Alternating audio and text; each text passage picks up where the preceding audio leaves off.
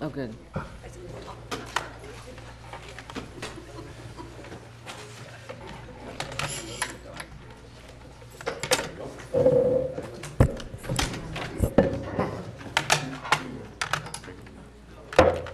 Good evening, everybody. I would like to call the meeting to order for the July Redondo Beach Harbor Commission. Could we have the roll call, please? Yes, Commissioner Callahan, absent. Commissioner Jackson? Here. Commissioner Kaiser? Here. Commissioner Kilroy? Here. Commissioner Light? Here. Commissioner Scheer? Here. And Chair Dalton. Here. Would you stand and salute the flag? Commissioner Light, being a new member, would you lead us? Certainly, thank you. Ready, begin. I pledge allegiance to the flag of the United States of America and to the republic for which it stands, one nation, under God, indivisible, with liberty and justice for all. Thank you, everyone. Approval of the order of agenda. Any changes? Motion to approve? So moved. Second. All in favor? Aye. Blue folder items, Director? Yes, you do have blue folder items this evening. What you have before you are a series of emails that have come to our office really over the last 10 days. We took them up until today at about 2 o'clock where we cut it off. I know I did receive one additional email after your blue folder was issued. We'll make sure that gets distributed to you. I believe all 5 of the emails you have in front of you are emails of support. I will say some of them are in support of the boat ramp. Some of them are just in support of the waterfront project, which I realize is not the topic of discussion this evening. So all are fairly short and probably readily skimmable at some point, but that's what you have in front of you this evening. Very good. Thank you, Director Proud. Consent calendar. Any issues with the consent calendar? Motion to approve. Second. All in favor? Aye. Aye. Excluded consent calendar items, none. Public participation on non-agenda items. This is a chance for the public to participate on items which are not in the agenda. Anyone from the public? Very good. Ex parte communication. Start with you, Tark. No communications except for I received an email from Mark Hansen. Okay. Commissioner Same. Jackson? I received an email from Mark Hansen. For myself, just a few boat owners and Mark Hansen also. Mark Hansen and a few boat owners. Commissioner Kilroy? Boat owners, constituents, residents, citizens of Redondo Beach, numerous people. Boat owners and Mark Hansen. Very good. Okay, on to the public hearing.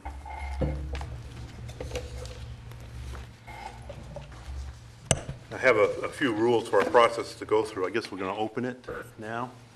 Correct. Our recommendation as set forth on the staff report is that you, and it'd be nice, would be to announce and make a motion to open the public hearing, accept public testimony, then make a motion to close the public hearing, have your deliberations, and then a motion to receive and file the administrative report on this matter. Very good. So a motion to open. So moved. Second. All in favor? Aye. Very good. A few things about the process we're going to go through. I just want to take a minute and thank everybody for showing up. It's great that we have participation and interest in this. It's a lot more detailed when you come and testify live. There are sign-in cards down below, right? Sign them in. We'll take you in the order, roughly the order we get the sign-in cards if you want to speak. Write clearly. I apologize in advance if I mispronounce anybody's name. Please, when you approach the podium, I'll call out your name. I'll approach the podium, say your name and any background information, like if you represent a group. You have 3 minutes to speak. The lights over here are very important. The green light means go. The yellow light means you're under 1 minute left, and the red light means you're out of time. If you've been to our meetings before, we're kind of lax on this. I'll probably be enforcing it pretty strictly tonight to make sure everybody has a fair chance to speak and we get out of here at a reasonable time. If we have a continuation, typically it's granted. Today, I'd like to make sure we vote and approve a continuation beyond the normal time. The Harbor Commission would vote for that if we have a motion. I ask everybody to be patient. We'll get to you all. Be respectful of other people. It's very important. This is an issue that's very important to everybody. And we want to hear everybody, staff's listening, we're listening. I'm sure council, mayor is all ears. So we want to get to everybody and hear everybody's feelings on this. What we're going to cover today, and correct me if I'm wrong, is the incomplete application from Redondo on the boat ramp, as well as the substantial issues raised by the Coastal Commission. There will be another meeting in September where we'll go over the alternatives to Mole B. That would be Mole A, Mole C, Mole D. So primarily tonight we want to concentrate on the incomplete application issues and the substantial issues raised. Was that anything else, Commissioners, I might have forgotten or covered? And I'll try and call 2 or 3 names at a time so you can prep. We'll start with the first person, Jeff Gilbert. With your indulgence, could I give you just a touch of background before we dive into the public hearing, and perhaps if you'd give me 1 minute to give a little background for why we're here and what we're looking to accomplish this evening. Turn off his lights. First I want to start off and although not part of the public hearing, I want to welcome Commissioner Light to the Harbor Commission. I know it's your first meeting. Welcome to jumping right into the fire and getting into a nice meaty issue as part of the Harbor Commission. As the chair mentioned, our objective here tonight is to take public comment on the notice of an incomplete application and the report of substantial issue that were prepared by the California Coastal Commission. The reason that we're having this hearing tonight is really at the request of the City Council. So the City Council on June 13th took a vote and as a motion wanted to conduct 2 public hearings as part of the ongoing process related to the boat ramp itself. As the chair has already indicated, tonight's meeting is to take comment on the documents prepared by the Coastal Commission staff, and then the subsequent public hearing, which will be on September 11th. At our normal September Harbor Commission meeting will be to talk about options and alternatives related to mitigating some of those substantial issues for potential other locations. As all of you know, siting a boat ramp in the harbor has been a long-standing issue, and our most recent efforts have centered around some of the work that started in late 2015, early 2016 with a siting study that was done. That was the subject of 3 workshops that were held, and those workshops ultimately led to 3 additional designs that were considered. Throughout the process, we ultimately got to the point where Mole B was selected as the preferred location. That was part of the final EIR, and it was a subject of Harbor Commission meetings on the final EIR that were held in June and July, plus a District 2 community meeting that was also held in the month of July 2016. The Mole B location was approved by both the Harbor Commission, and the Harbor Commission issued a coastal development permit for those portions of the project that are within the city's jurisdiction. And I wanted just to take a minute tonight and just talk about the difference in terms of the process that's underway at the California Coastal Commission. So when the Harbor Commission issued your coastal development permit, it was for those things that were within your jurisdiction.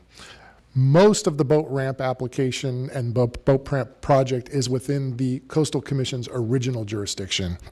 The things that were within the city's jurisdiction were very small, and they're outlined in the resolution that was adopted by the Harbor Commission, and they really are related to the right turn pocket on Harbor Drive and some of the signage. That was actually the portion of the permit for which you granted.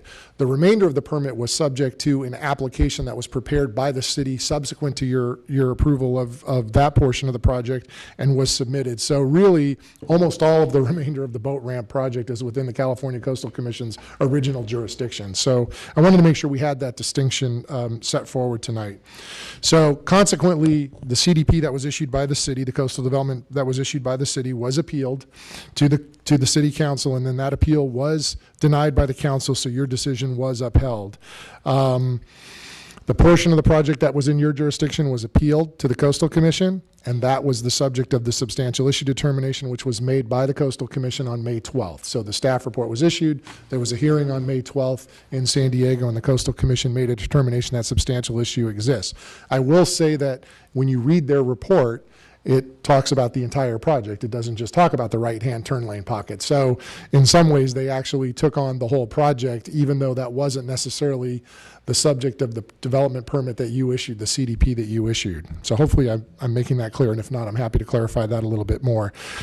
The remainder of the boat ramp was a part of a separate application, and that is the portion of the discussion we're having tonight relative to the incomplete letter.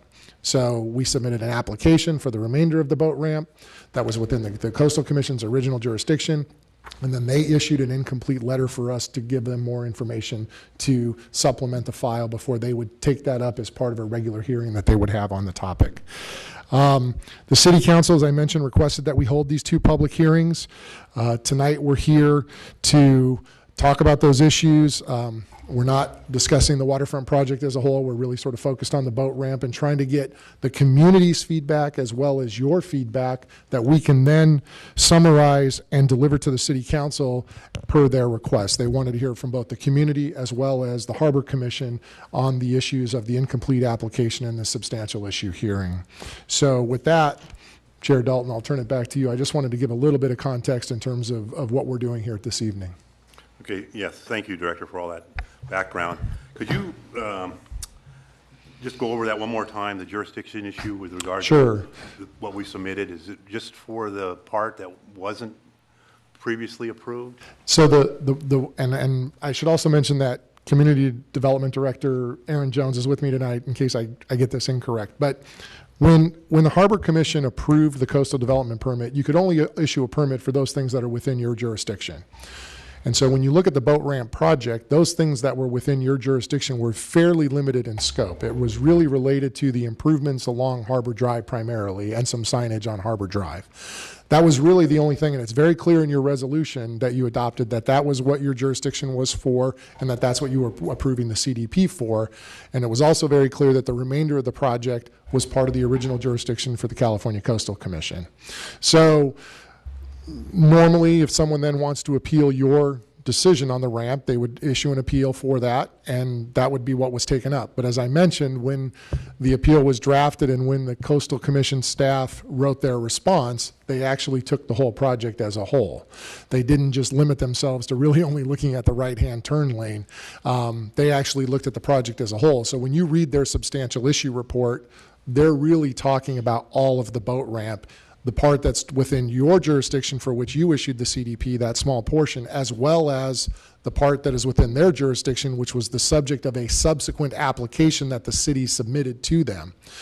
So that ramp would have gone to the Coastal Commission as part of a hearing regardless, just because 99% of the ramp was within their jurisdiction anyway.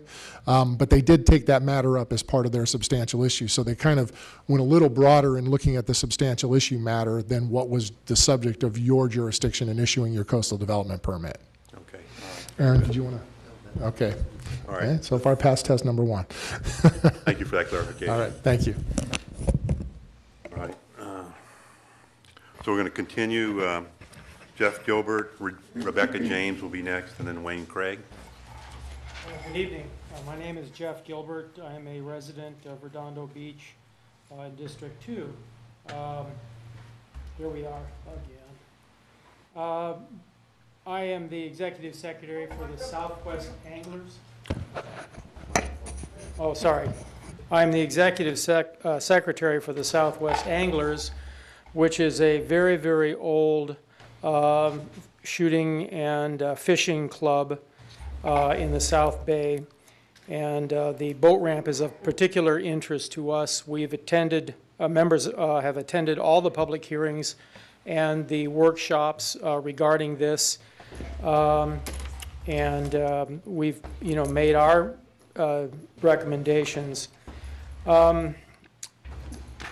Throughout all the public outreach meetings, they looked at all the possibilities, and at that time I believe Mole C was recommended as the most logical place given all four locations. There was some cost considerations there that were significant in the fact that a break wall had to be made, but and then also the subject of the crab shack lease came up too. Mole B was then added to the Measure C, I believe, or thrown in that mix.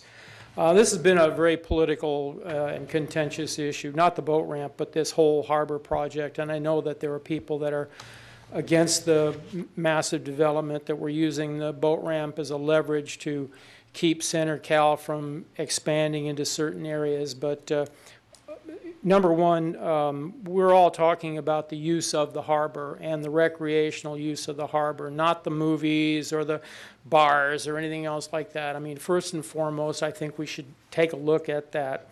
And there are a couple of locations which, should be considered, I believe. I think that we need to look at having the best boat ramp that we can get for the possible locations, no less than 2 lanes with plenty of parking. Please keep that in mind when you are looking at alternatives. This is a long-term legacy project, just like everybody was worried about 99-year lease for the waterfront. This could be a very, very old part of the ramp over the years. I mean, 50 years from now, I'm sure that once hopefully a boat ramp is put in, that it will be used and there'll be room there for all the people that would be using it. And I think there'll be a lot of people using this boat ramp. So please keep that in mind when you are considering this, and look at this in all possible aspects for the development of our waterfront and recreational use. Thank you very much. Thank you, Mr. Gilbert. Rebecca James. Good evening.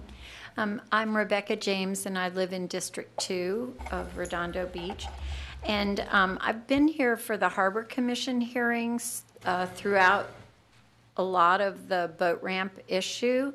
But I sort of have this nagging question that remains on my mind, and that is that I do believe that the entire proposal that Center Cal put forward for the waterfront has now been declared null and void by the Coastal Commission's finding significant issue with it.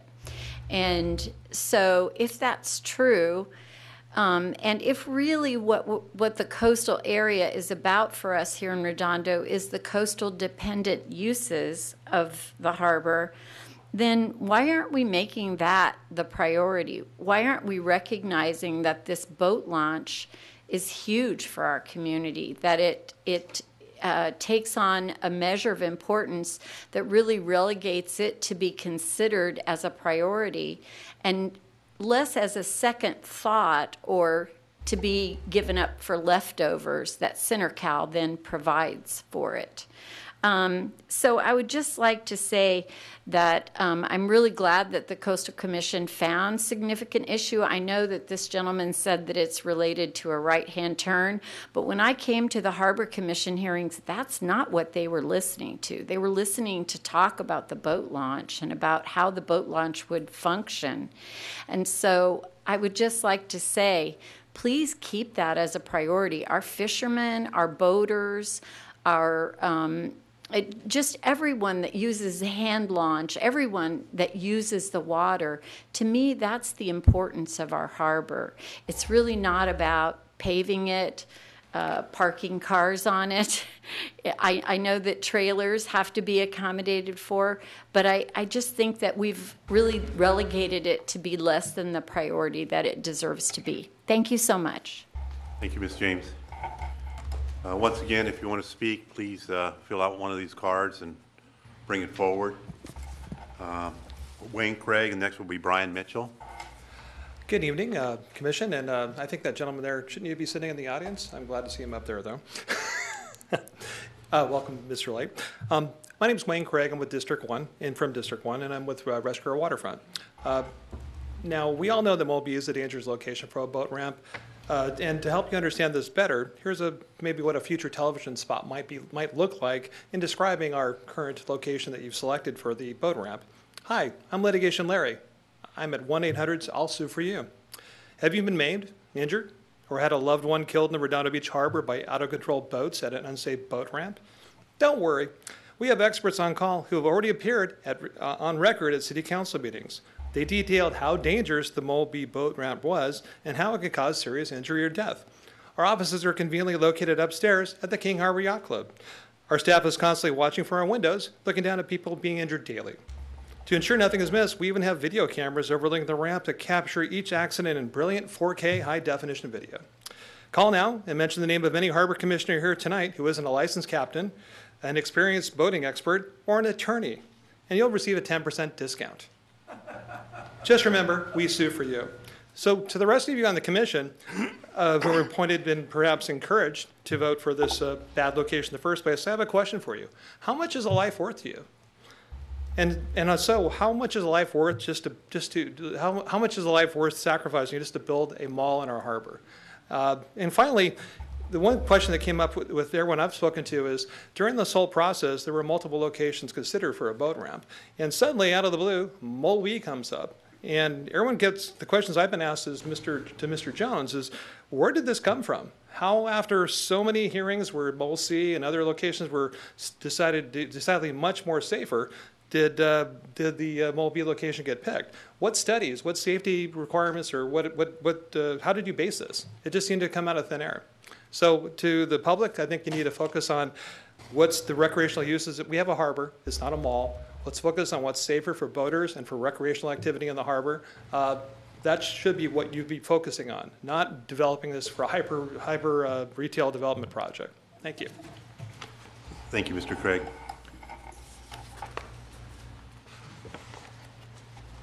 Brian Mitchell. Good evening. Yes, my name is Brian Mitchell. Good evening, commissioners, staff. I belong to Lanakeela Outrigger Club, and as a member of the club and paddling in the out of Mulby for over 20 years, have some experience with Mulby. We're here today to mostly say that we're glad that the Coastal Commission realizes this is a significant and substantial issue. We've been working closely with the staff and with other stakeholders to come up with a workable solution, whether there's a ramp on Mulby or not. Our main concern is that we have a viable operation on Mulby and we don't lose the opportunity to continue our operation. We have currently 13,000 square foot of space that we actively use, and we're probably one of the more active users in the harbor with a children's program and an adult program. We're nationally recognized as one of the outstanding outrigger organizations in the world, actually. And we want to make sure that our main concern is that we still are able to operate, whether Mulby has a ramp or does not have a ramp. And there's a continuing discussion with the design, and our needs are a part of that discussion. Right now, there is a space conflict that we've been trying to resolve, and depending on how the configuration of ramps and park and outrigger comes about, there may be a solution. It does impact our parking right now, the current design. There's a reduction of parking spaces, and we don't really have a solution for that, but we'll look forward to trying to resolve that.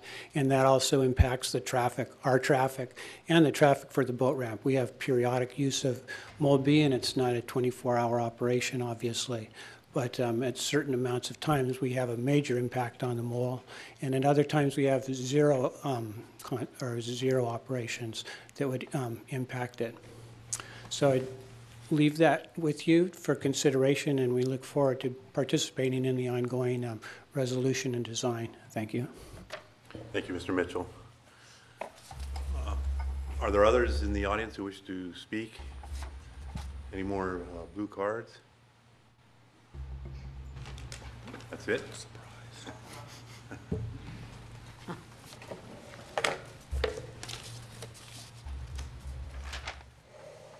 Good evening, Mary Ann Guthrie, Marina Cove Limited, owners and operators of King Harbor Marina and the home of Molby.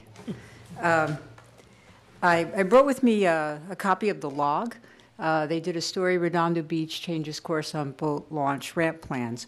And what struck me when I read the article was the last paragraph. It said, King Harbor has been without a boat launch ramp during its entire existence, which is a really long time. And so I've attended all the commission hearings, the workshops. I've heard expert testimony. And what I want to say is that just because individuals in the audience think that certain locations are inherently unsafe, that's just not true. I mean, what makes things safe, I think, is the design and the operating manual and how the launch is actually going to be operated. So to say that Mole B should be rejected because it's an unsafe location is just not true. I think that wherever the boat ramp will ultimately be placed, I encourage you to answer the questions of the Coastal Commission and let them be the deciders, because I think ultimately they will be the deciders. And the one thing that I've talked to my friends in Cabrillo that operate the boat launch down there, and they said the most important issue about the launch is the queuing of the cars that come down to launch the boats. And they snake around. I don't think their launch is open 24/7. I'm not sure, but they say that starting at 2 o'clock, 3 o'clock in the morning, cars are coming down, trailers are coming down with boats, and you want to be sure that those queuing lanes are adequate so that sailors can launch their boats and park, and it doesn't impact the roadways and the neighborhoods. And why we like the Molby place and why we recommended that was because we have those 2 queuing lanes. I mean, we don't have maybe the ultimate parking scheme that we want, but we don't have that in Redondo Beach, in the harbor. I mean, parking is what it is, and we could probably pick some remote location somewhere else to find the additional parking. But we can design the marina in a redesign, which is what we ultimately want to do, because our marina is 60 years old. But we would be able to adequately have those queuing lanes. And we think that ultimately the city would build a launch and a lift that would be satisfactory to a good portion of people who would like to ultimately see a boat launch in King Harbor. So good luck to you guys. Thank you very much. Thank you, Ms. Guthrie. Other members of the public? Anybody else? We're prepared for a lot more. It's going to be a late night. So we accepted all the public testimony. We thought it would be a later evening as well. So our recommendation is if you've received all your public testimony, you could deliberate among yourselves, close the public hearing. Our mission tonight, as we were directed by the City Council, is to take this information, summarize it, and present both what we've heard from the community as well as what we hear from the harbor commissioners, and present that information to the City Council for their consideration. So I leave it to you as to whether you're ready to close the public hearing or deliberate among yourselves. We're certainly here to take your comments as well as the comments that we've received from the public. Thank you, Director. I think the commissioners would like to say a few words, so I'll take comments in the order that you press your light. If there's anybody who wants to belly up to the bar. Commissioner Light. Thank you. Well, first off, I think the public's at a little bit of a disadvantage because we didn't really tell them what the incomplete action was, the application was. So I don't think the public was adequately prepared for what they should be discussing tonight. If you read down through the list, it's provide the alternatives analysis, which we already said we were going to do in another meeting. Talk about the loss of slips versus the number of new boats that would be served. That wasn't brought up with the public. The fees for public use is another one they asked about. An analysis of the project against the LCP policies, and then some question on the 33% of open space that's required of MOLB. And then some other ones on mitigations of the tideland and the coastal hazards analysis. So I'm not sure we prepared the public properly for this meeting, which may be why there's kind of a dearth of input. A couple items on that. You know, certainly on the parking, this ramp, as we saw during the deliberations, the original deliberations, does not have sufficient parking compared to the usage down at Torrance, and I understand you put the overflow parking. So even this body recognized that there's insufficient parking. But I wanted to address the queuing issue that was brought up here. I think the other mole, certainly Mole C, addressed queuing quite a bit during the deliberations, and I think they had a solution with that middle lane. Mole A, not that I support either of these, but or not support, but Mole A has a long queuing area, and certainly Mole D has very short queue. There's no queuing off the public road because you're going right into a parking lot, and that was demonstrated in the one assessment done by the city. I would like to read something, though. In 2002, when we were looking at the heart of the city, I don't think most people know that one of the things the city did kind of on the side was they were testing a boat ramp at Mole B. And Michael Aker, the operations manager for King Harbor Marina, put out a letter to marina tenants that opposed that. And I will read the one part that particularly addresses queuing. It says, vehicle access and parking will be negatively impacted. Imagine a busy weekend, vehicles with trailers lined up at Marina Way Gate, slowing your entrance into the marina. Then, because of insufficient space for the proposed launching facility at the end of Mole B, vehicles waiting to launch or retrieve boats will back up into the boat tenant's parking area, making it difficult for a boat tenant to get in or out of their parking spaces, as well as exit the marina. So that was the operator, the guy who's down there all the time operating King Harbor Marina. He has other safety concerns and things like that, but I won't read through that. And I agree with those considerations. I've been down on Mole B quite a bit, and just since the summer started up, especially since we've been getting the nice weather, the parking at the end is full by 10. It's full down there, and there are some slots where tenants can still get in, but it's very full. And I can't imagine what would happen if you opened that up to trailer boats coming in and taking up that whole western end of the facility there. The other thing that the Coastal Commission seems to have some real question and potentially heartburn on, and we don't have any further data here tonight, but is the whole thing of starting to call public open space parking spaces.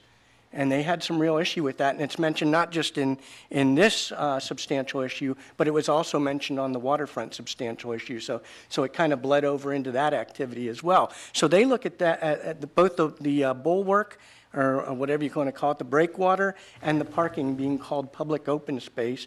They have some real questions about, and we don't have any more details on that. And I think that's a pretty bad precedent to set. If we start calling things like that public open space, it's a pretty slippery slope, and we're already, as a community, very densely built out. And to start trying to cram in your open space into areas that aren't that desirable, or to call parking spaces public open space, I think is a very slippery slope. And as residents here representing the residents, we should be pushing back on things like that. So that's, I think that's most of what I wanted to say here tonight. There's a whole bunch of other topics that the Coastal Commission brought up in their substantial issue hearing, but those are the main ones I wanted to touch on. Thank you. Very good. Thank you, Commissioner Light. I need to flip this again? You're good. Okay. Anybody else? Or? Yeah, I had a few things I'd like to go over. On the on-water safety issue with Mole B, I've launched my boat a lot of times from launch ramps all over California. And when you're launching a boat, you're going very, very slow. It's like going in and out of a parking lot. are going in and out of a slip. You're not doing a high speed, couple knots. Most of the boaters, they arrive at 5 in the morning, and they're in the water, and they trickle back in the afternoon. If you go look at the Marina del Rey ramp, it's a ghost town during the day. There's just not a lot of boaters leaving in the middle of the day. I mean, it didn't always used to be that way here, but that's the way it is now, unfortunately. I've looked at the docking for Mole B, and they have a lot of places to queue up on the water. Typically you get 3 spots per lane. Which would be 6 with our 2-lane design. There's like 19 tie-ups for boats to queue up in the water, and that's a lot. So those were my points on safety. I've looked at it, and I've been out to Mole B quite a bit and thought through this, and it looks very amenable to me. Parking is a problem. Parking will be a problem on weekends. That's why I requested overflow parking. And I've seen that work in other launch areas. If you go to Santa Cruz Harbor, they have a lower parking area and an upper parking area. And during salmon season, if you don't get there at 3 in the morning, you're in the upper parking area. And the harbor recognizes that, and they run a shuttle. They know weekends, and this happens on the weekends. Weekends are going to be busy, and they shuttle you back and forth. And it works, and the boaters can adjust. I think a lot of our boaters are repeat customers, and they will adjust to the situation and help it to run smoother. Those are my comments. Commissioner Light? Yeah, I'm glad you brought up the public water safety. While I was doing some research on this, I actually stumbled accidentally onto the marina design guidelines for the state, and I believe we've got our marine consultant here, so I don't know if he can talk to it. But what I read in there is that the fairway design, when you've got a slip that's perpendicular, if your slip or the boat in the slip is 50 feet, you should have 175% of that distance in the fairway as safe operating area. And if it's a side tie, it's 150%. So 175% for a perpendicular slip and 150% for a side tie. Now, what I bought an application that does measurements on Google Earth to get precise measurements, and what I measure in the harbor, we don't come close to meeting those standards where we're going to put this boat ramp. We've got an 80-foot, at least an 80-foot boat, and I went conservative on that, directly across from where the hoist would be. And there it should be, I believe, 140 feet wide, and it's barely 105 feet wide. So we're putting boats into an area that already doesn't meet the state guidelines for fairing width for an active part of the fairing that has boats parked on it and will be pulling in and out. Similarly, towards the south end where that queuing dock would be, there's enough slip space there for a 75-foot boat, and yet it doesn't meet the 1.5 margin there. So even that end is too narrow, and it gets narrower as you go down the fairway. I was out there the Saturday before the 4th, paddling out, and there were 8 boats concurrently on that fairway, and I just couldn't imagine. It's the same time boats would be putting in its first thing in the morning, and it was all different vessels. There was a sailboat, there was a powerboat, there was a couple dinghies, and then SUPers, and I was the only outrigger canoe on there. And so that was 8 concurrently into an area that people would have been wanting to back out. And I've put boats in on ramps, and ramps, I mean, people. In the place I lived in Florida, there was a restaurant right by the ramp, and everybody fought to be next to the ramp because of the comedy of errors of people who didn't normally boat, putting in and coming out of the harbor, who didn't know how to control their vessels. And it was I mean, we got a laugh out of it, but if it had been a tight situation, it would have been a hazardous one. So, I do think boat safety is one of the key issues here, and the way that is designed, we're forcing it into an area that already doesn't meet the requirements for a fairway. And so I just think that's selling our harbor short. We've got other areas where it's wide open, doesn't enter into a fairway with plenty of maneuvering space, and I feel like we're stuffing it into one of the most constrained areas in one of the what is the biggest basin in the harbor, over 600 boats in that basin, where here up in Basin 3, there's about 60. So 1/10, you know, at the south of the traffic at the south end of the harbor, and where we're putting it, it's 10 times more boats. Plus an active, and that doesn't even count the active King Harbor Yacht Club, which is right across from that constrained entrance to the fairway area, which they've got boats coming in and out that would be right in that turning area. For the inside docks, the docks that are most up against the yacht club. You're right in that turn area where you're coming out of or going into the fairway. So that's my position on the safety side. I think the safety issue is one of the biggest. Safety and parking are my two biggest issues with that area for the boat launch. Thank you. Thank you, Commissioner Light. Commissioner Kaiser? Yes, I think everyone's pretty familiar with how I feel about the boat ramp on Mole B. I think one of my biggest concerns is the inherent unsafety or safety concerns. The fact that our own Harbor Patrol expresses that Mole B is not a safe place to put a boat ramp, I think even if I didn't have personal feelings about it being unsafe there, that alone would persuade me. I can tell you as a boater, as someone who uses that area, that particular area quite a bit, since my boat is down that finger, that channel, there is a lot of activity and there is a lot of traffic. And I know, you know, if you're not a boater, it does seem wide, but it's not. If you've got 2 or 3 boats in there, you throw in the explosion of SUPers, dinghies, kids in tiny little sabots, which if you're on a 30-foot sailboat are not that easy to see. So you've got all that happening in the same area, and I think that should be very concerning to everybody. I think that, you know, we've had several public hearings, 8 to be exact, and then 3 more after Mole B came up suddenly. And I think that the support was overwhelming for the South Turning Basin because it is closer to the entrance of the harbor. Therefore, it crosses less traffic. It has plenty of room for queuing and visibility because you can see what's happening, whereas where the design is now, you don't see until you come around that blind corner that things are backed up or not, or there's boats coming out, or there is SUP yoga going on right there, so which does happen. And you just don't see it until you're around that blind corner. Now, you touched on something that when boaters are coming in, they're going very slow. That is very true. There's an old adage that I was taught when I learned how to park my boat that, you know, if you're not bored out of your mind, you're going too fast. Mm-hmm. So they do go very slow, but there's a second side to that, and that is the slower boats are going, the less control they have, and the wider the more room they need to turn or to react. So, I mean, not having a power boat, I can't just throw my boat into reverse. I mean, I can, but then it just spins. But, you know, you don't have the same control that you do in a car.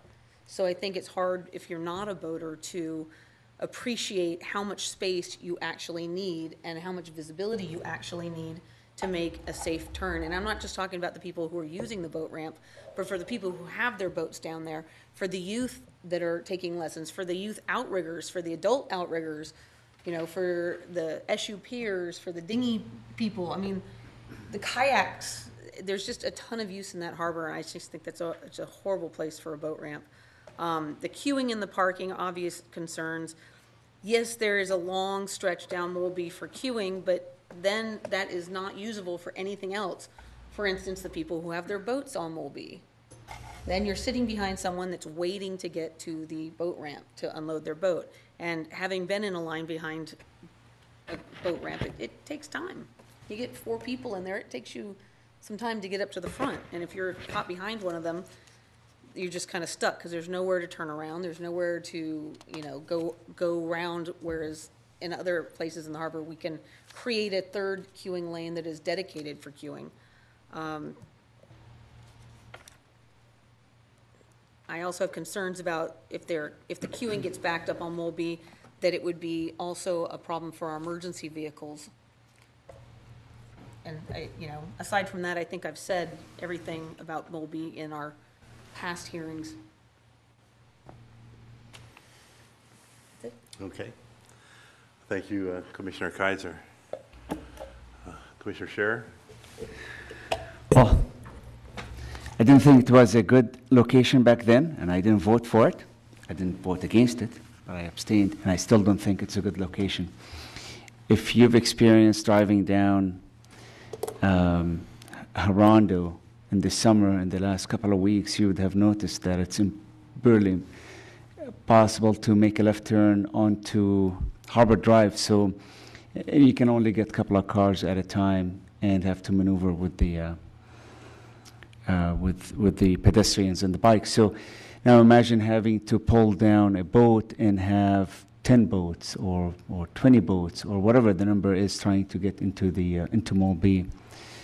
It's just not a practical location. Maybe practical in the wintertime on certain days, but it's not a practical permanent location when a lot of these boaters like to boat probably in the summertime, most likely more than in the wintertime. So I didn't think it was a good location back then. Again, didn't vote for it, and still don't think it's a good location. But I don't think Mall C is a good location either. It's not a good, a better alternative. It's just not a good alternative either.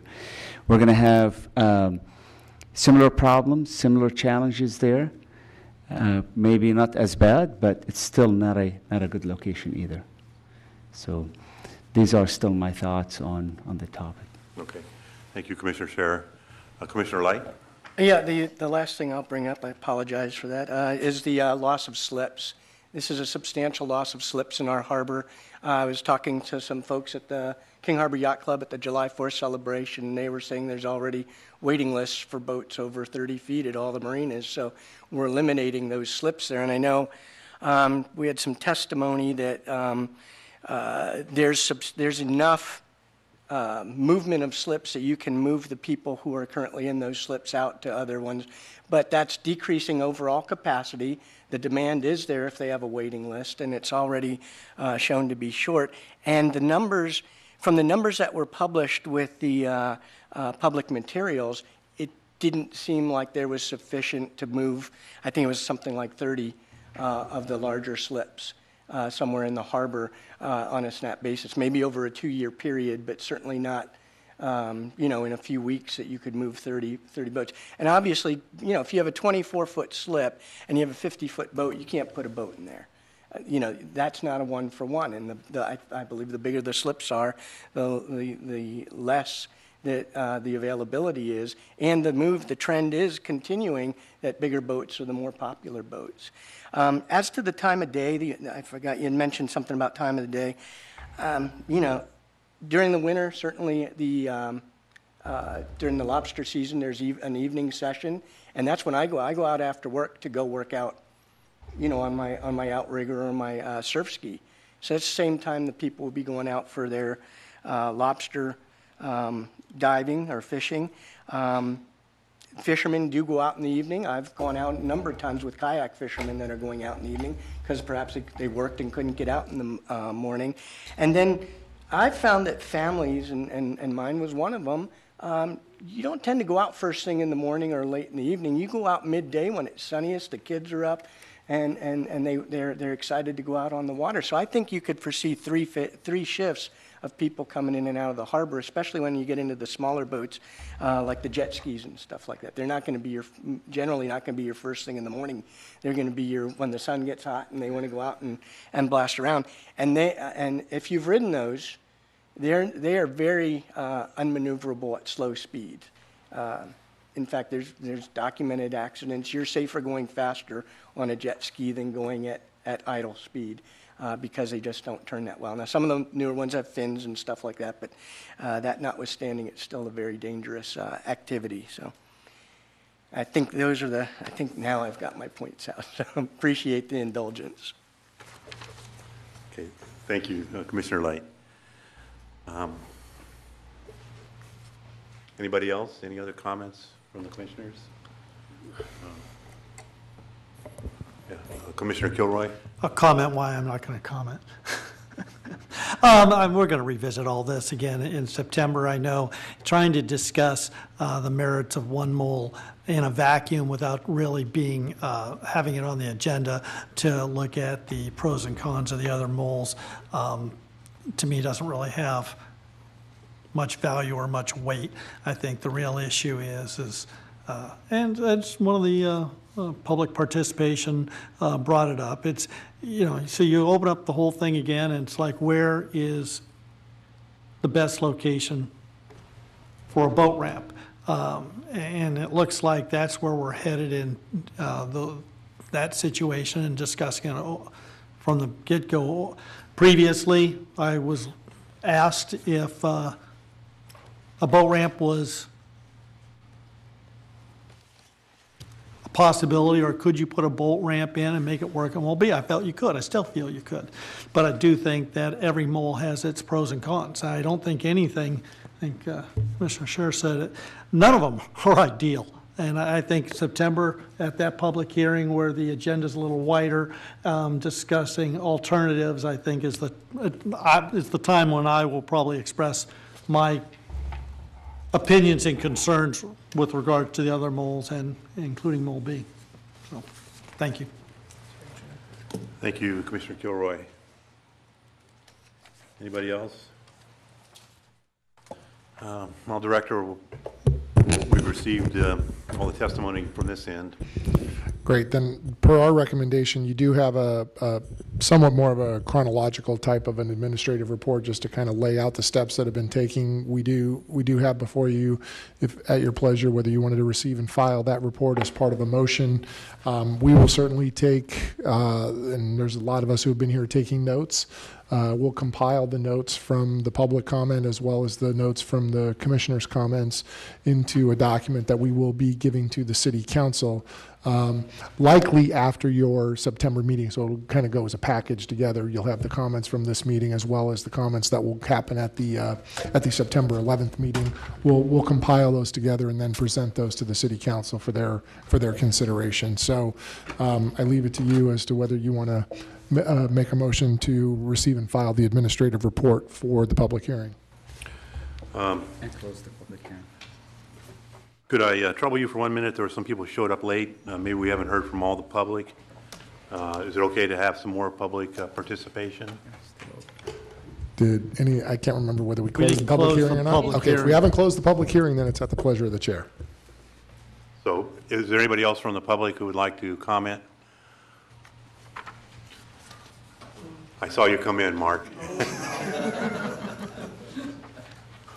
I know this is near and dear to you, so you should. Mark Hansen, King Harbor Boater, and thank you very much, Chairman. That was very nice of you. With your permission, I'd like to make a submission. Motion to receive and file. Second.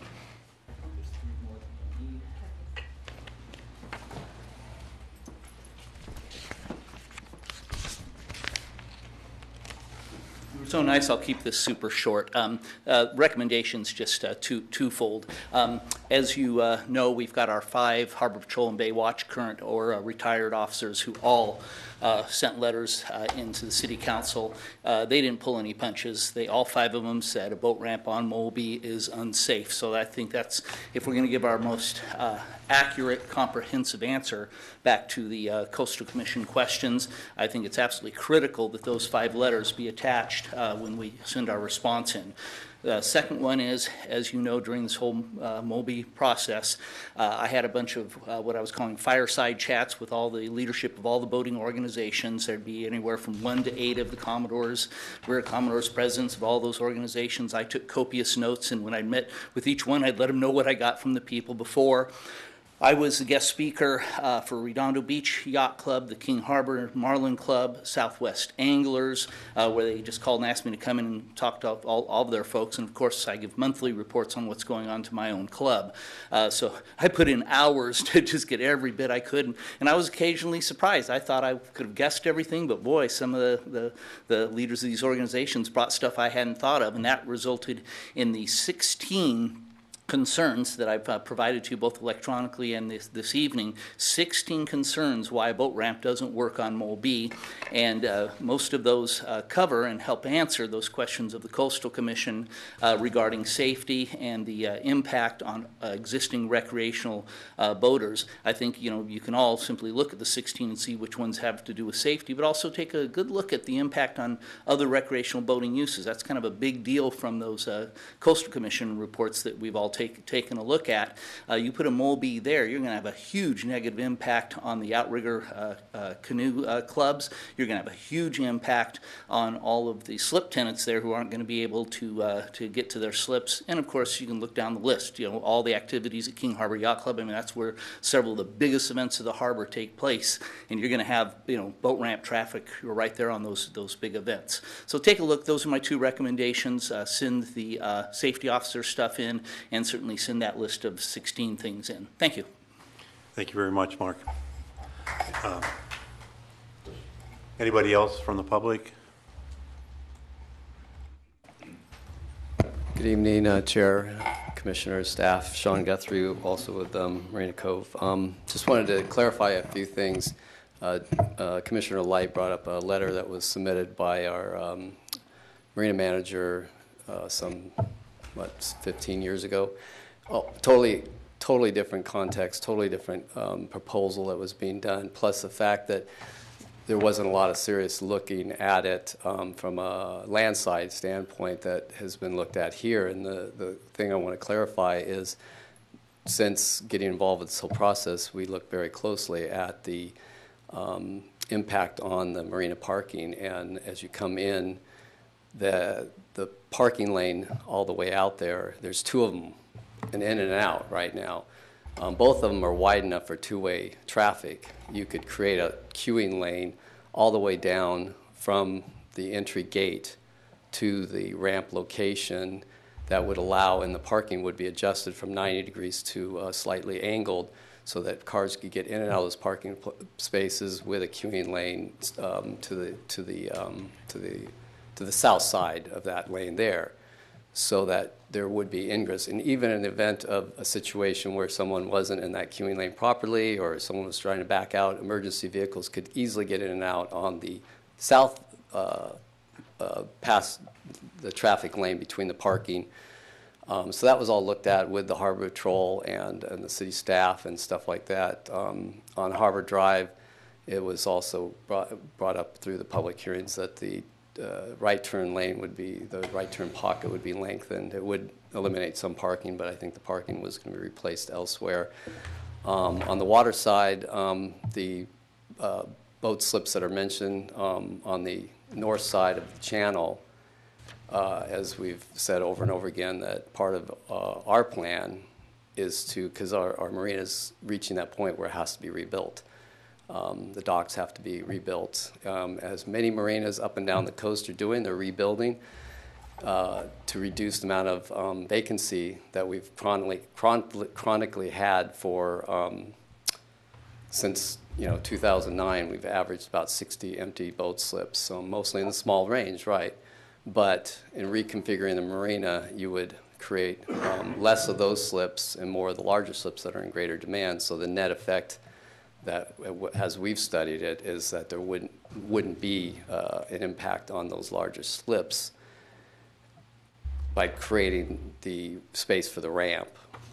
And at the same time, those slips on the opposite side of the ramp, that channel, would be changed so it wouldn't be large slips backing into the channel. There wouldn't be any slips backing into the channel whatsoever.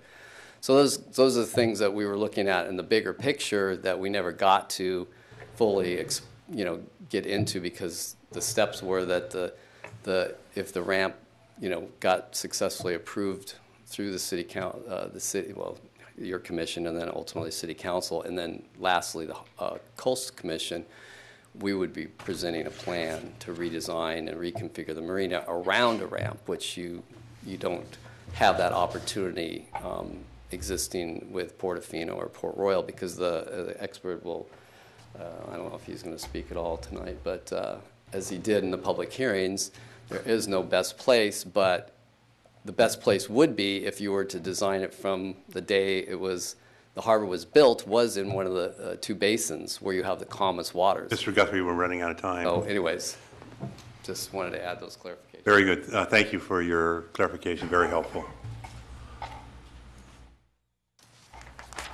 Ian? Thank you very much.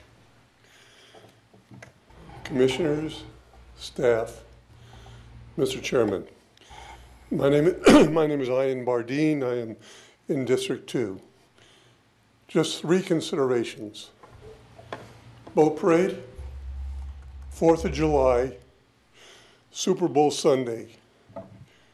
Which do you close to accommodate the boat launch people, or do you say to the boat launch people, you can't come in on those days? Thank you, sir. Anybody else from the public? Going back to the commission, Commissioner Kilroy? Yeah, I just wanted to ask staff, from my perspective anyway, I find it very difficult to look at any of these issues solely by themselves, as I said. So you may start talking about one mole, you start looking at other moles. Part of that wider picture is the non-motorized uses on Mole B that are happening now, and I know at some point there was some consideration of moving them towards Seaside Lagoon. It doesn't have to be now, but could we address that issue at the next public hearing in September? Because it does relate obviously to the congestion to the Mole B ramp and some of the issues that are going on there, and I know that was a consideration in the past. We certainly can address that as part of the next hearing. I just want to make sure I'm clear on the question, because right now the way the Mole B ramp has been constructed is that, as you heard from Lanakila, we've been working with them to allow their operation to remain on Mole B. They have indicated that their preference is to continue to launch from the same location that they launched today. So we've been trying to craft a plan for the mole that would allow that to continue to occur. As to other types of hand-launched craft, whether that be SUPs or other users, the intent would be to either, if there were a project that opened Seaside Lagoon, if that were still going forward, that would be where the primary source of those kinds of launching activities would occur, where they would come out of the lagoon, and that would be where they originate. If for some reason the lagoon stays the way it is, we have the hand launch facility behind Seaside Lagoon. We've also indicated, although not the primary location, that the boat ramp itself could be used for some of those activities as well. That's not the primary intent of the boat ramp, but it certainly has a secondary opportunity to allow for those activities to occur. That's not our preference, but that could occur as well. We did indicate as part of the use and operating plan that was presented as part of the boat ramp that we would restrict SUP traffic inside of Basin 1. In particular, we were looking to have the Tarzan operation, which currently originates out of that location, to originate out of Basin 2.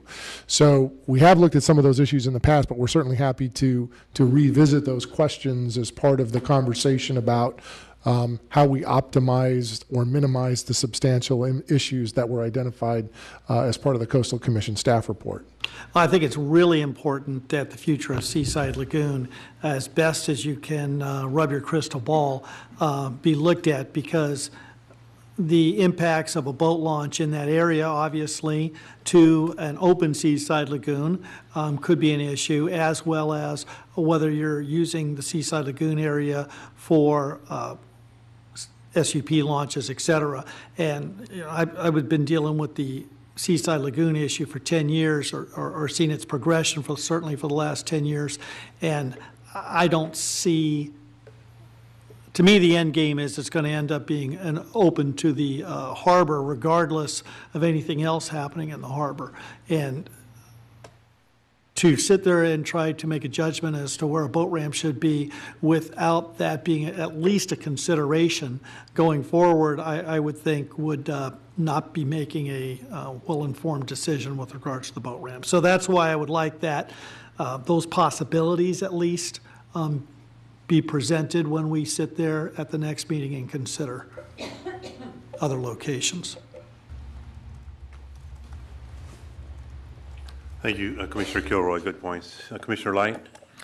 Yes, considering the lanes discussion, the queuing lanes, they may be wide enough for 2 cars, but I've backed my car out of there every weekend day, and there's parts of that are very tight where you're almost hitting the bushes when you're backing out. If you put a trailer behind it, even if it's angled, you're not going to have enough space. Plus, the trailer guys are not going to pull all the way to the left where they could be clipping the bumpers of the cars on the left-hand side as you go further up there. They're going to go right down the middle of the lane, and then you can't get out. So if there's a queue there and your car's there, you're not going to be able to get out. Or if there's empty parking and you want to get to your boat, you won't be able to get in to go parking. So until I see an engineering drawing with somebody showing me the curve lanes and how you control those trailers from going down the center where they're likely to go without damaging or endangering the private property of the people who park along that, I just find that unbelievable.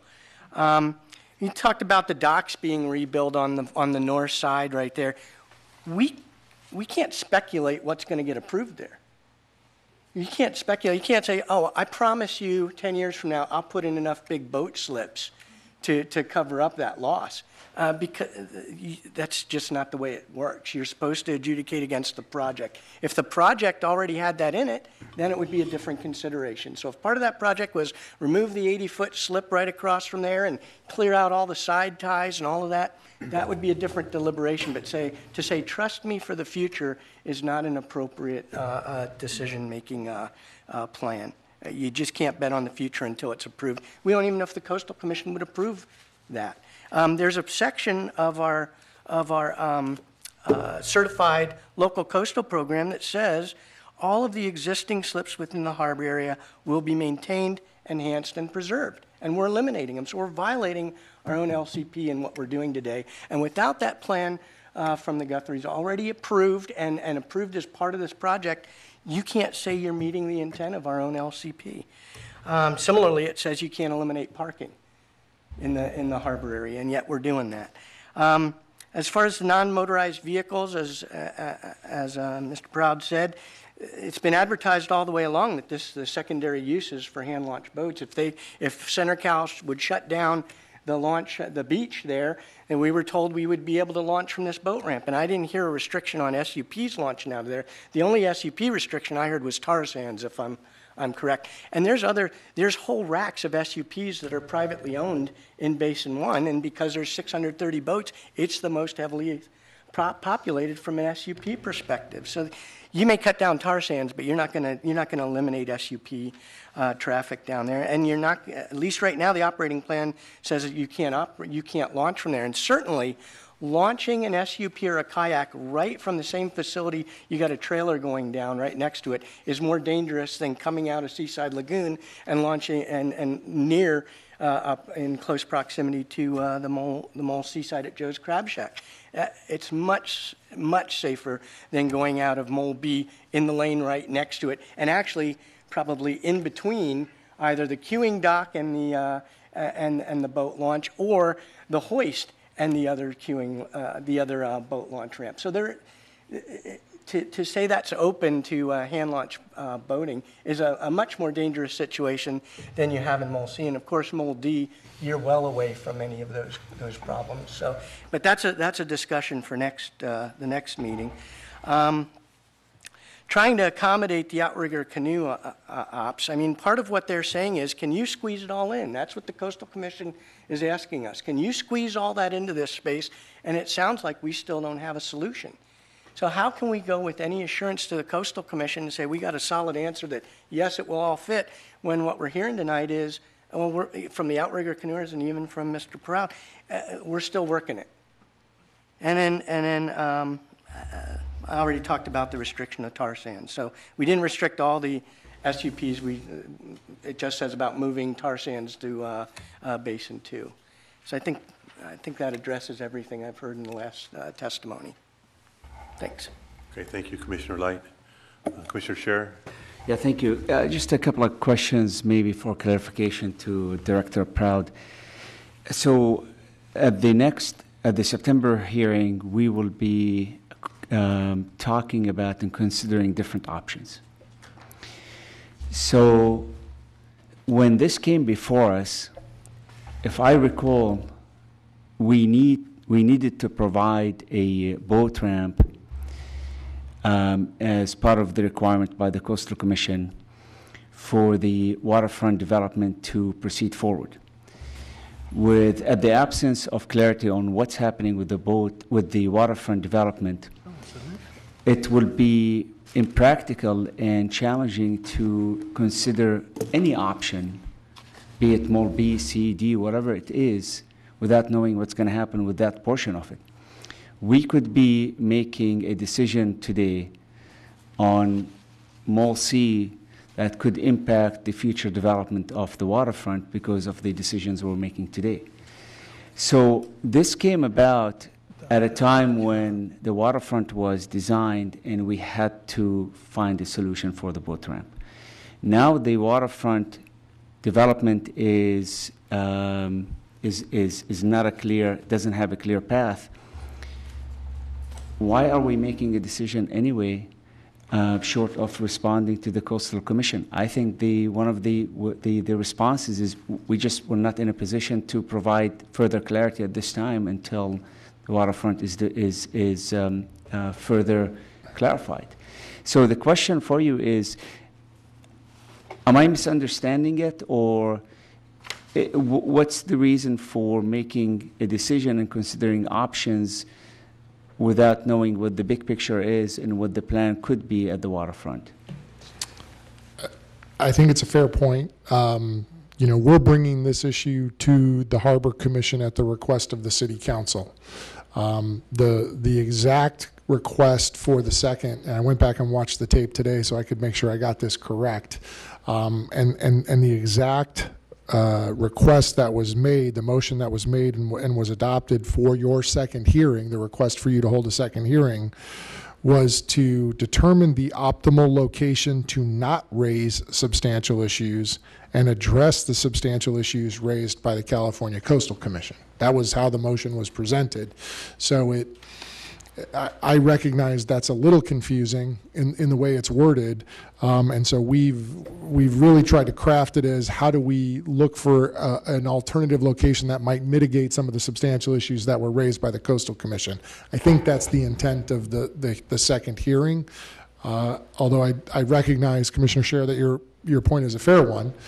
You may all collectively say, this is premature until I have a more clarity regarding what the status of the waterfront project is.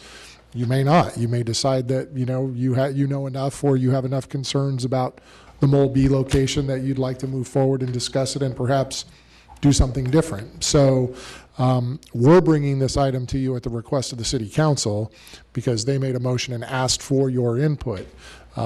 You're free to give whatever input that may be, including what you've just suggested. Thank you. Thank you, Commissioner Scher. Commissioner Kaiser? Yeah, just following up on what Commissioner Scher just mentioned, it's hard to take this issue without considering the Center Cal development. However, there are those that believe that we shouldn't be considering Center Cal in choosing what is the best option for the boat ramp. It should be the other way around. Just for argument's sake, what if Mole D happens to be the place that raises the least substantial issues, and it happens to be the place that is the optimal place from a boating point of view for the boat ramp, with parking, queuing, on the water access, safety, etc. So, are we going to have any guidance on where we are in the Center Cal development process before we have to decide this? My answer is not likely. As you know, the Center Cal project, Measure C, are the source of at least 3 different lawsuits. There is a resolution that was adopted by the City Council to advance Measure C to the Coastal Commission for their consideration. I don't expect that will be completed before your meeting in September. So I think there will still be lots of open questions as to Measure C, as to the Center Cal project, that won't be resolved for some time. So I don't disagree with the commissioners in saying that it's hard to have this conversation in the abstract. There are certainly opinions that state this is the priority, the boat ramp should be the priority, and that should be the first thing that gets decided upon, and then you build the project and the development around it, or you deal with the harbor in a different manner. But I don't believe we're going to have clarity on those issues by September 11th. I frankly don't think there'll be any meeting of the Coastal Commission by that date. I would be surprised if there were. So it's a fair comment. If your request is for us to do something different, we'd certainly take that back to the council. But as it stands, the council was requesting you to hold these two hearings, and that's why we scheduled them. In addition to the fact that, and I think it's, in large part due to the passage of Measure C as well, right? So I think that factors into the discussion that's at play right now. Well, it does factor into, because we're going to be discussing Mole C and D without knowing whether Seaside Lagoon is going to be able to be opened up or not. And we're going to be discussing Mole B without knowing what redesign is going to be happening with the other slips. And if you count the redesign, are you losing more slips? So you got to add to that number. I mean, there's a lot of unanswered questions for us to I mean, the pros and cons are going to be, well, if we go here, it's this, this, and this. But if this way happens, it's going to be an impossible. It's going to be like a graph kind of thing.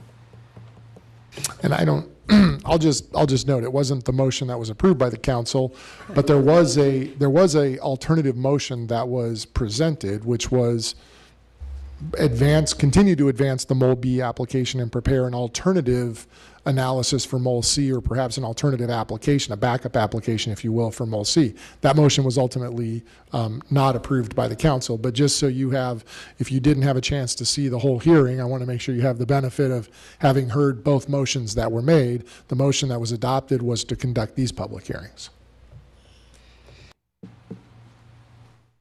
Thank you, Commissioner Kaiser. Commissioner Scherer, again. Director, can you confirm, is there a sunset date for us to respond to the Coastal Commission's inquiries? No, we need to proceed in good faith and move our application forward. And there are many options. Right now, we're at that stage where ball's in our court to respond back. So. Okay, and so if we don't have the gun to our heads to respond and maybe regret our responses, would staff kindly provide additional clarity at the next meeting, assuming August? September. Okay, so August we're not meeting. Well, August 14th. Oh, it's canceled. So if staff can provide clarity at the next meeting as to how to consider these options, so option one is vote, option two is not vote and continue, and option three is what? Is it, do we wait and maybe bring further clarity on the waterfront development? Anything that staff can provide us to help us make a better judgment and better decision would be much appreciated. Thank you. Commissioner Scherer. Commissioner Light? Yes. Kind of getting into this issue is that, the fact of the matter is, and it came up in the Coastal Commission's deliberations, if you watched the meeting or went down there, was they feel kind of in a quandary as well. Because if they didn't consider the boat ramp right now, they may be approving something that would eliminate the safest and best spots. And that was part of their deliberations. That's why if you watched it, they combined the two, and actually their briefing on the waterfront project contained a discussion on the boat ramp, and then they held a separate discussion on the separate document. So they're a bit in a quandary too. Our LCP does say that we have to put a boat ramp in with any major new development. I question how we got away with it with shade, but we did. But now we're at the waterfront project, and they're the ones asking, what's the alternatives analysis? And the council charged us with looking at the alternatives. I don't think that there certainly wasn't anything constraining what the impact was on the waterfront project, and maybe that's some of our findings. That Mole D would be good, but it would impact some of the economic capacity of Mole D or something like that. And that's the way we could handle it versus, given the ambiguous situation we're in. So include in that alternatives, what's the economic impact or the impact of the project as presented, as we're in our deliberations. So that's all I wanted to say. Thanks. All right. Thank you, Commissioner Light. Commissioner Kaiser? Sorry, I just have a question as to the process. exactly what is it we're being asked to do at the September meeting? Obviously, we'll hold public testimony regarding the pros and cons of all the moles, but at the end of the day, are we preparing some kind of recommendation to the city council? Are we preparing responses to all of these questions? What is it we're charged with doing? It's a good question. And from the motion that was made and the approval that was granted by the city council to hold the hearing, it's not entirely sure. They said seek the Harbor Commission's input. That was the wording that was given. Obviously we've had the boat ramp before us. There's been a vote. It's been approved. It's gone to the council. But because of the Coastal Commission process that's underway, they are seeking the community as well as your input on both the actions that we had tonight, the incomplete application letter, as well as the substantial issue report. And then the follow-up is they're looking for your input on an optimal location, I'll use their words, an optimal location to not raise substantial issues and address the substantial issues raised by the California Coastal Commission. So, without trying to overly interpret what they're asking or try to put words in their mouth, we sort of look at that as what other locations may there be in the harbor that would mitigate the substantial issues that were identified by the Coastal Commission. That's kind of how I try to think about that particular requested motion. You could have that discussion, and then you could say, here's what the Harbor Commission thinks relative to the substantial issues that were raised and what the various locations, how those might better address or not address some of the substantial issues that were raised, and we could present that information to the city council, on your behalf. That's kind of how I see it playing out. As best I've been able to interpret the motion and then try to figure out how to bring that to you and receive your input back. Anybody else? I kind of agree with Director Proud. I think the ball's in Redondo's court to respond, but the public hearing is to gather all that input from the commission as well as the public before they do a response, so they have all the best data and input. The data changes, situations change. Commissioner Kilroy made a good point. I'd like to make sure that you include the hand launch options when we discuss alternatives, because that's an important part of our harbor right now. The hoist also, I know Mulby had a hoist design for it. I think that's really, really critical. We didn't discuss that in Mole C or any of the other configurations, but let's have all those options in front of us to the best that you can. One last statement, it's been 50 years without a ramp. The thing we don't want to do as a group is go down a path that takes another 50 years, it gets embroiled in litigation and stuck. We want to try and solve this problem. It's difficult, but let's stick to it and try and solve it. I don't have anything more. Commissioners, motion to receive and file the report and close the public hearing. So moved. Second.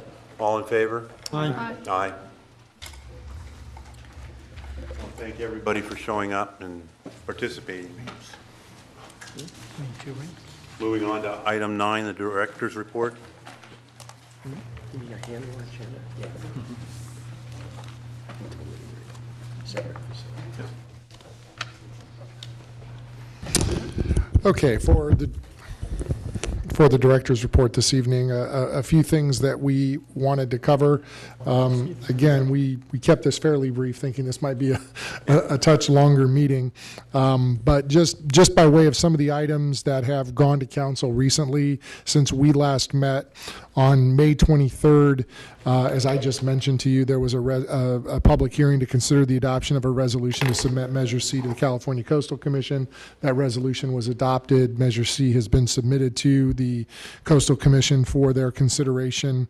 Also, as a follow-up to the action that you took, The city council approved the transition of the transient vessel mooring management from the city of Redondo Beach to the Redondo Beach Marina through Leonardo Management. So that has been in progress and we'll be giving you an update in September at your September meeting in terms of how that transition is moving along. We did see an increase in the mooring usage over 4th of July. I don't know if that had any direct impact to the transition. Probably just more just coincidence than anything else, but it was up from previous years. At the City Council meeting of June 6th, there was a public hearing that was the introduction and first reading of the ordinance related to the delivery hours and the vehicle sizes on the International Boardwalk. Again, that was an item that you had already considered. That went to the council, and that was ultimately adopted at their June 20th meeting. And then also at their June 20th meeting, there was as part of the budget deliberations, there was a public hearing related to fee increases where the parking rates at the pier were raised for the first hour. So we have had discounted parking rates for the first hour Monday through Friday between the hours of 8 to 6 p.m. It was at 50 cents. Last year, as part of the budget process, we took it to $1. This year, as part of the budget process, we took it to $1.50. So it's now, for the winter time, it's $1.50 at any time, and in the summertime, you get a 50-cent discount for the first hour. We're ultimately trying to move it to be the same rate, whether it's in the summer or the winter, for the first hour as it is for the rest of the day. There was probably some logic at one point in time for why that first hour was discounted for businesses between 8 a.m. and 6 p.m. But we don't see that hour discount at other parking meters or other parking locations within the city. So as part of a multi-year process, we're incrementally getting that parking rate up, so it'll be the same for any hour out of the day, and that was approved by the city council as part of their budget hearings.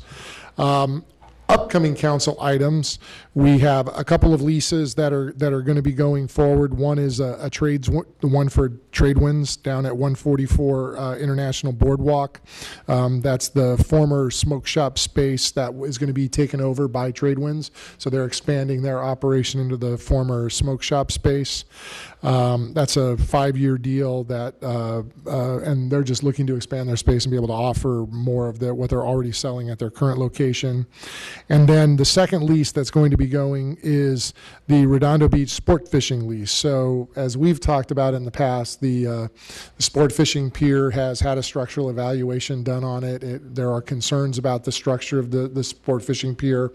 And so we've begun the process of trying to work with the tenants on the sport fishing pier to find them alternative locations so that ultimately when the work needs to be done, they can continue their operation. Redondo Sport Fishing is going to take over a space that used to be occupied by an organization called the Optical Department. They've vacated that space, so the sport fishing operation can go into that location. I think they're excited about it. It puts them closer to where the sport fishing boats are themselves, so there's kind of a direct relationship between where the tickets are being sold and where they're actually leaving from for sport fishing operations. So we think that's a good move, and it gets them off the pier, so long term we can do the repairs or replacement that's necessary to support the structural evaluation that was done. A few miscellaneous items and follow-up questions that were brought up at some previous hearings.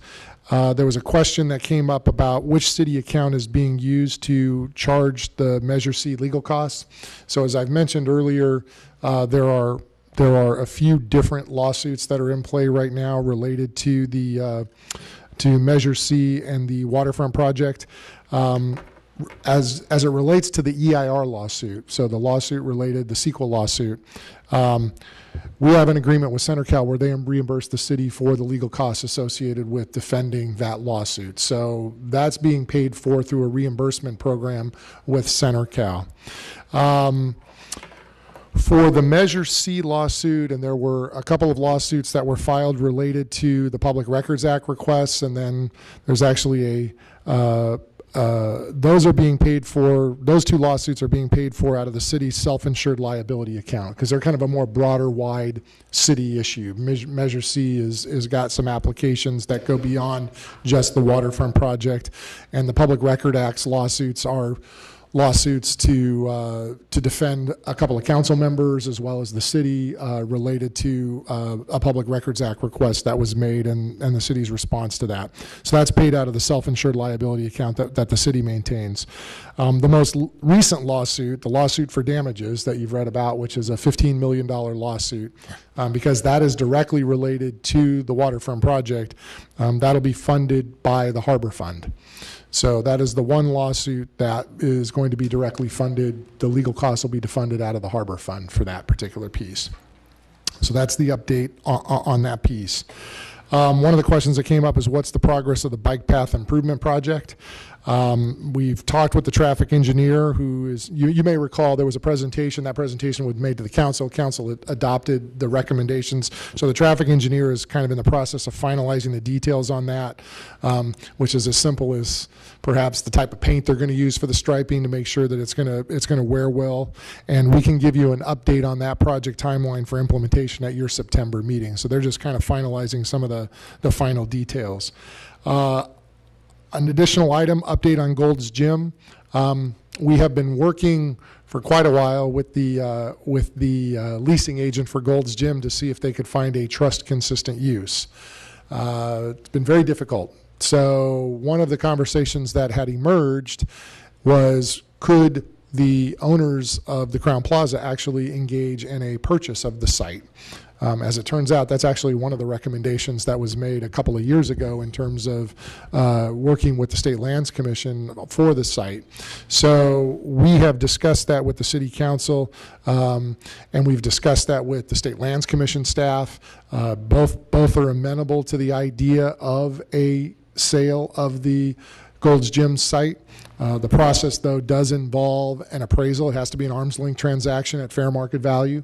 So we will be looking to engage in appraisal of the site and then sit down with the owners of the Crowne Plaza property and see if we can come to some kind of a purchase agreement for both parties that works for everyone. So we will be taking an action item to the City Council probably in August, could be early August or mid-August, depending on timing for the actual scope of work for the appraisal itself. So that'll be the next step in that process, is to take the appraisal scope of work to the City Council for their approval. Update on Seaside and Lagoon. Happy to report that all the work that we had talked about relative to the pump and the pump work has been completed. It's operational for the summer. There are obviously still ongoing conversations that are happening with the Regional Water Quality Control Board relative to the permit renewals, but it was open for the 4th of July. It was enjoyed by a lot of folks out there, so I think we're in pretty good shape in terms of operations for the Seaside Lagoon for this current summer season. Next item is the garage work. So as you know, there was a contract that was approved for the repair work for the parking structure. I may have reported that we're going to start that work right after Labor Day. We had a lot of conversations, both in terms of finalizing the contract and scopes of work, and we worked with Public Works and decided we didn't want to necessarily do that right in the height of the summer season where we'd have to close down the walkway and do that work. So that work will start immediately after the Labor Day weekend. So that's when that scope of work will get underway. I know there are probably some questions related to Joe's Crab Shack and the bankruptcy proceedings on Joe's Crab Shack. We have received paperwork that we would normally receive as a creditor in a bankruptcy proceedings. I will tell you, happy to say bankruptcy is not something I know a ton about. So we're looking to engage some outside counsel just to make sure that we're taking the appropriate steps to protect our interests as part of the bankruptcy proceedings. We are, as part of that, precluded from contacting them directly. So I know there is some thought that, hey, if they're going into bankruptcy, why don't we give them a call and see if they'd be willing to do something to work it out, and kind of ties into the whole conversation we've been having about the boat ramp a little bit. We're actually precluded from doing that as part of the bankruptcy proceedings as one of their creditors. So I think we're going to have to see how that progresses along, and then we may be able to have some more information for you. I have been trading. We haven't had a conversation yet. I did get a phone call from a representative from Joe's Crab Shack. I don't know what it is, if they're only on Texas time, but for some reason we've traded probably 3 voicemails back and forth and haven't been able to connect yet. So once we do, I may have some more information for you if there's something substantive that comes out of that conversation, but we are monitoring that on a go-forward basis.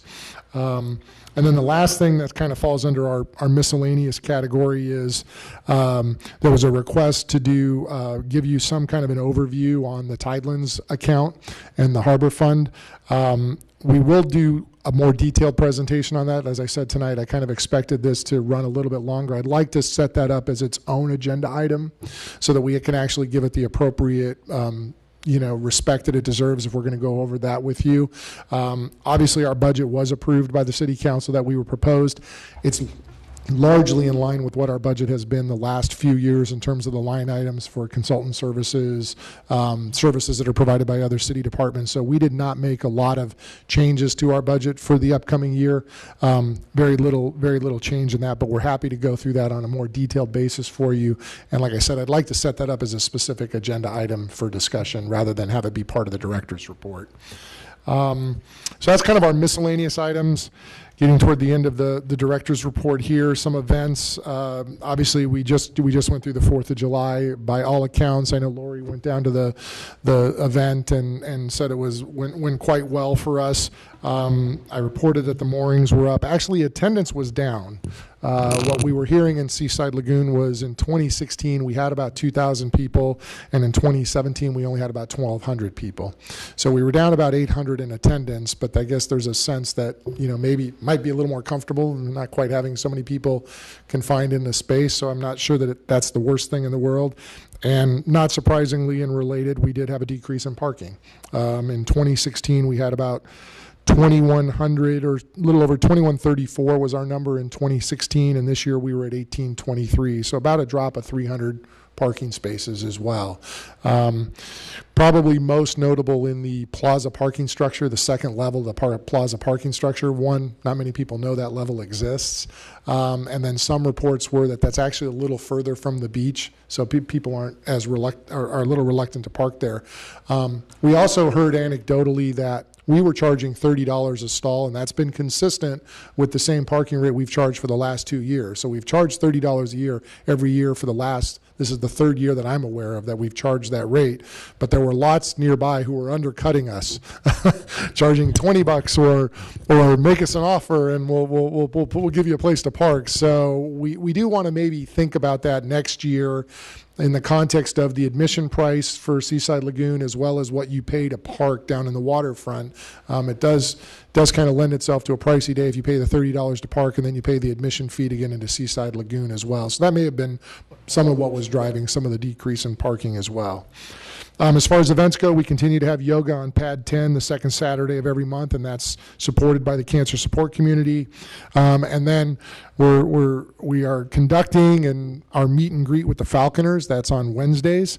I believe it's the first Wednesday of every month, and the next one will be on August 2nd at 10 a.m. So anybody who's interested wants to come down and spend a little time with the Falconer and see the kinds of activities that are happening with that program at the waterfront, we'd love to have folks come down for that. The summer concert series is underway. That started on Saturday, July 1st, and that runs through August 31st. As we have probably reported to you in the past, the majority of those concerts are held out on the municipal pier, but we have scheduled some of the concerts down to be on Parcel 10. So we were trying to spread a little bit of the activity so that where the old octagon space was, so that the merchants and the vendors down on the International Boardwalk get to feel some of that traffic that when it's out on the municipal pier, they report they don't get as much foot traffic down in their area. So we're trying to distribute that event so it's a little more even in terms of the use by the patrons. Then finally, upcoming meetings. At our September meeting, we've already obviously been talking about the public hearing for the boat ramp. Two other things that we are looking to put on your agenda. One is to give you an update on the transition of the mooring program. So we'll ask Craig from Redondo Beach Marina to come and talk a little bit about how that's going so you can get an update on that. And then we are anticipating bringing back to you, for those of you who've been here for a while, the RFP for SUP operators. One of the things that we have had occurring this summer, which hasn't been the case last summer, is SUP operators who are basically taking bookings online and then making deliveries down at the harbor. And that is not something that is permitted under our municipal code.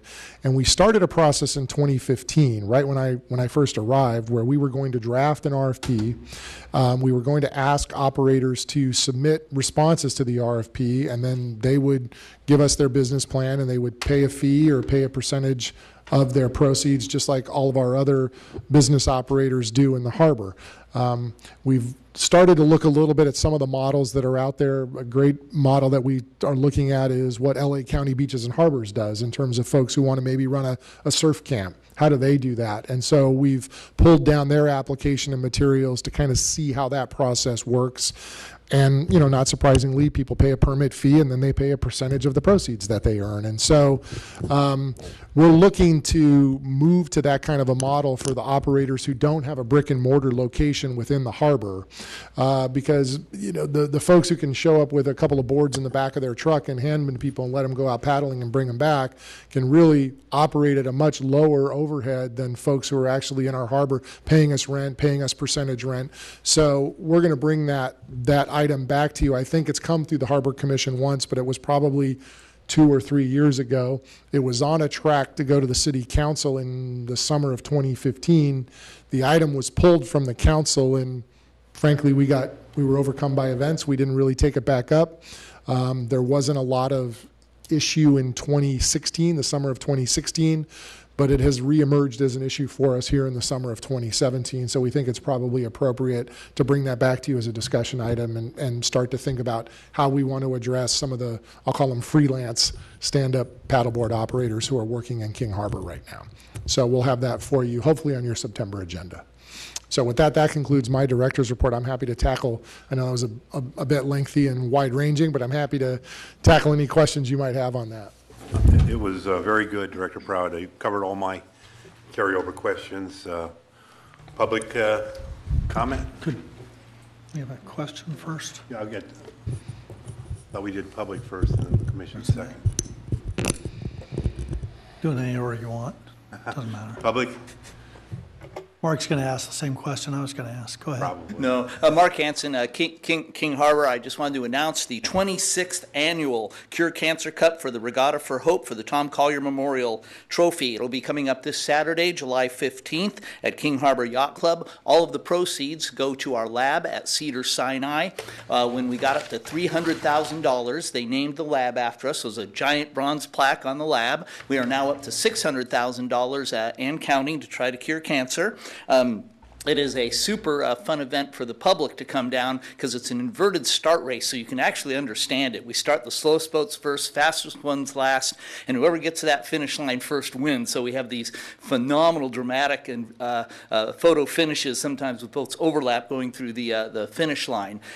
There will be, oh, by the way, it's only $25 for the public to come down and join us. There's hors d'oeuvres, tacos, barbecued brats, rum tasting, silent auction, live auction, opportunity drawing, an awards ceremony, live band, and dancing. But most importantly for the public who's watching, if you want to be in a sailboat race, go to khyc.org, okay? Hit one of our emails or phone numbers. We'll get you out on a race boat, and you can be in a real live sailboat race. Not only a race, but arguably the funnest, coolest race of the entire year. So we like to use this to get the public down and get you guys out boating. And of course, we'd love to see all the harbor commissioners there partying with us. Thanks. Thank you, Mark. Anybody else? Moving right along, Commissioner Kilroy. Well, I had a couple of questions with regards to the report. The self-insured fund funding the lawsuits with regards to public records. Self-insured fund is really ended up funded by the general fund for the most part, right? That's my understanding. Yeah, so it's the general fund is funding those two lawsuits. Sales, I only say that because I know we've got all different kinds of funds funded from different sources. But the bottom line is that one gets an allotment either through an internal service charge, which it all comes back, bottom line, from the general fund as opposed to the harbor fund, which is a totally separate entity. Having said that, sales of Gold's Gym, if it happens, proceeds go to the Tidelands, correct? Correct. Because that is a repayment of the original loan that was used to buy that property. That is correct. That was, I don't want to say invalidated, it's probably not the right word, but when Jerry Brown got rid of redevelopment agencies, the obligation for that loan disappeared. That's correct. The city had made a commitment to use excess tax increment to help repay the loan. And once we didn't have the ability to collect that tax increment because of the dissolution of redevelopment agencies, there was a subsequent settlement with the Coastal Commission that said either we would execute a trust exchange where we'd return it back to Uplands, but that means we'd have to find another piece of property to designate as Tidelands, or we could sell the property out of the Tidelands, but the money would go back into the Tidelands account. That's it. Thank you. Thank you, Commissioner Kilroy. Commissioner Scherer? On the same topic, the Gold's Gym future use, once it's sold to the hotel, is the use perceived to remain the same as it is now, or will they be converting it to something else? And if so, what is the process that they would have to go through? So they haven't identified a use, so they're not looking to purchase it for a specific use at this time. So any purchase of the property would subject it to, and it's a shame Aaron walked out, I believe it's CC5 as the zoning for the Gold's Gym site. So whatever permitted uses are allowed within CC5 would be permitted uses that could go into the Gold's Gym site. Obviously, and I had a chance to walk the property, it's set up to be a gym. Now, whether that's ultimately what somebody wants to use that space for or not, they could use it as office. We were walking around. We thought even the column spacing could lend itself to maybe even a boutique hotel, a small hotel that maybe is aligned with the Crown Plaza property. It could be a restaurant site. I mean, I think there are a multitude of uses that could go into that space, but they don't have a tenant online, and they don't have a specific use that they are looking to set the property up for today. Okay. Thank you. And the other question is the International Boardwalk vehicle hours we discussed. Did the council approve it as the resolution as recommended by the Harbor Commission, or did it change? They did, exactly as recommended by the Harbor Commission. Okay, thank you. Yes. Thank you, Commissioner Scherer. Commissioner Kaiser? I have to remember what my question was. Joe's Crab Shack, bankruptcy. I realize that we've gotten a notice regarding the city being a creditor, but do you know if they have accepted or rejected their lease in their bankruptcy case? I do not know that. Do you know if they've given any indication whether they're They going haven't. We've been monitoring their lease payments, and I believe, and Lori will correct me if I'm wrong, we did not receive a lease payment for June, but then we did receive a minimum base rent for July. So we're not sure why they skipped June and then paid July, so we'll have to untangle that a little bit. We suspected when they missed their June payment that they were just, suspending payments as part of their Chapter 11. So I was a little curious when we got a check for July, so unclear at this point. Thank you, Commissioner Kaiser. Commissioner Light? You were appropriately named also. Thanks. I'm not sure how to take that. You went like this. The bike path improvement, that's through the parking structure? Is that what you're talking about? It's along the entirety of the bike path. Some of the improvements are inside the structure itself, so there's some signage and striping that's going to be inside there, but then some of it is as it exits the parking structure as well along the upper part of the bike path area. Okay. So in that light, are you going to sync up what's going on in the parking garage for, fixes and repairs and refurbishment so that we're not paying the money to do something to the bike path and then tearing it out? Yeah, we'll make whatever? sure that's coordinated with Public Works and that those activities are happening in such a way, because they are working on the repairs from the kind of west to the east through the parking garage. So they're dealing with that front facade along the walkway and where the bike path is. That area is one of the first areas to be addressed as part of the parking repair work. So we'll talk with Public Works to make sure we're not putting improvements in that are then being impacted by the garage work. The Gold's Gym site, could that be parking We've talked about that. Could we actually just take out the TIs that were there and create another level of parking that's there? That's certainly an option. We had that conversation as part of the larger waterfront revitalization conversation. So, it's not off the table. Whether somebody wants to purchase it to do that and whether that makes economic sense or not is really probably the question at hand. Well, given that's a potential mitigation of what the Coastal Commission has found substantial issue on, I would hate to lose that opportunity. Yeah, no, definitely is something we've talked about with them. We had a meeting specifically with the Crown Plaza management staff and talked about different options, and parking was one of the options that was on the table. Okay. On the July 4th, I think part of the problem was where it fell on the week. Because I know I had to go to work the next day. I wasn't going to sit down there late at night. So that may have been part of it, too. And I know that I know in our neighborhood, it was more packed than usual. In fact, it was horrible. Interesting. And we've been there since, the late 80s. So. Yeah. On the RFP for the SUP operators, one of the things I think we ought to enforce, and maybe this is the wrong time to say it or talk it, but I've queried some folks coming out of the different rental operations, and they're not being instructed on where they should go to be safe in the harbor. I know they've got a sign up on the hand launch boat ramp, but the ones coming out of any of the rental places, I've queried multiple of them when they're sitting there mid-fairway or mid-channel, said, did they tell you where you should go and where you shouldn't from a safety perspective? And they said no. And none of them are wearing leashes, and some of them are going outside the harbor. And I know one of the first safety rules I was taught in SUP is you always wear a leash when you're going out in the harbor, because the SUP will drift away from you and a wind will drift away from you faster than you can swim. So I know you got the PFD on, but some are just putting them down on the board again. So I think a safety thing in that RFP is something we should look at as well. And I know Dana Point has very strict things. They have stickers on every board and every kayak they rent, and they have to sign off on a little training thing that says where you can and can't, or where it's safe and unsafe to SUP.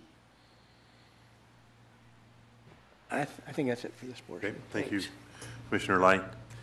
I had a couple questions for you, Director. Congratulations on moving the sports fishing to the optical department. Any word on Polly's on the pier? What's the status? Yeah, that's a good question. We've been working with Polly's to see if there is a alternative location that we could put them in. That we have showed them some properties that we think are opportunities for them. So far, we haven't gotten to a point where they like the properties that we're showing them. We're probably due to have a meeting with them to kind of talk it through. I think some of it will depend on the decisions that the council may make relative to the timing and the how we want to move forward with the sport fishing pier itself. Probably worth mentioning that as part of the budget that was approved by the City Council, there was a CIP item. So the way we had drafted the capital improvement plan was we included an item for the repair of the sport fishing pier, because we wanted to make sure that that money was earmarked at a minimum to be a part of the capital improvement plan. So there was money that was included in the capital improvement plan. But then we also did a budget response report to the council that said you may want to look at whether it's appropriate, and this is similar to the conversation that we had, was whether it's appropriate to take that money and earmark it for work for the replacement of the sport fishing pier.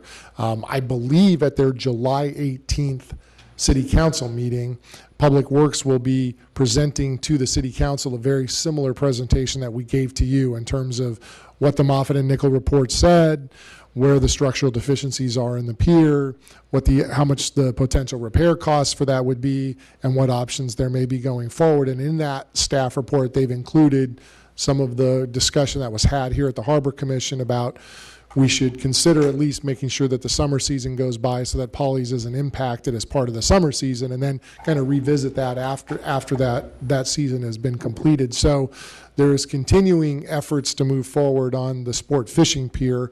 But to answer your question more directly, we have not come to an agreement with Polly's on either an interim or more long-term alternative location while that work is underway. Yeah, I would think once the sports fishing group moves, they could lose a lot of their business. That we think that's probably true, and frankly, we've been talking about, as you know, the end of the sport fishing pier is already blocked off. We've talked about whether that moves forward up to the border of Polly's at that point, so that we're continuing to restrict access to the sport fishing pier. So I think that might have some impact on their patronage as well. Yeah, okay. And the last question's on the parking garage. You're going to do the facade, the west-facing facade first. I've noticed that's all degraded. Why did that all degrade in that area? Was it poor concrete? What I'm getting at is when we repair it, how do we know? Yeah, I mean, most of what my understanding is that because of the rebar that's inside of the concrete, now some of you are going to tell me I'm wrong because I don't know as much about science as everybody else does, but that the concrete that was inside there is what's really the source of the spalling that's happening, that the rebar itself is corroding, and as a result of that corrosion is causing the concrete to spall off of the garage. And so it's most prominent on the western side because that's where the ocean spray is actually hitting the garage, although you do see it in many locations within the garage. If you're on some of the lower levels, you'll notice some of the roof is spalling off. So they have a process to try to address that. They'll encapsulate it. They're going to try to do something with the rebar to retard that process and slow it down.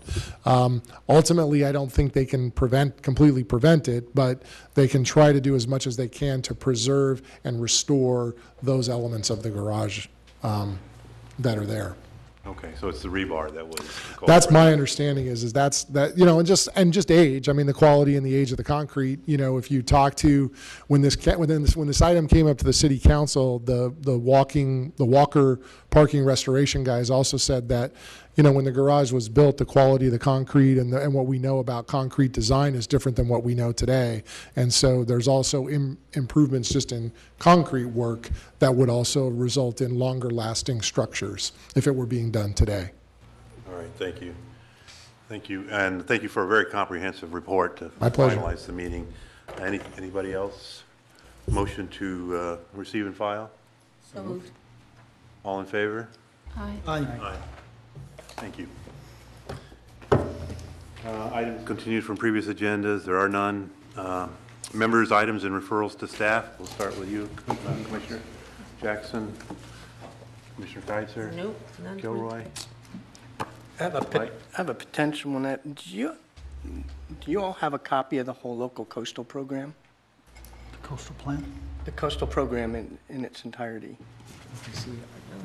For Redondo, or? Yeah. I think it's online, isn't it? Well, that's my question. I sent you an email. I don't know if you received it or not, but I was trying to prepare for this meeting, and it's I don't know if I'm looking at the right thing, first off, because I went to the general plan, and then it's this collection of documents almost laid on top of each other, and if you've ever read it, this is half of it, and the rest of it, the front part is all changes. And so, because they're never incorporated, you have to sit there, and this is just one of the changes. So this replaces a section that's in here. So it's very difficult to go through to see, one of the things that they asked, the Coastal Commission asked for was, how does it compare to your LCP? So I wanted to do that evaluation. It was very difficult to do, and I just wondered if you all had that in front of you when you were doing that, or if there's a way we can get a copy that we know that we're looking at what you think is the latest version of it. Yeah, and in response to the email that you sent, and hopefully you got a response from us. Didn't. Okay, so we did anyone get a response from us where we provided you a link to? I thought you sent us a link, yeah. Yeah, so we did send a link out. Now, I have to tell you, your email for a little while was bouncing back, and we just found out that it's either the city server.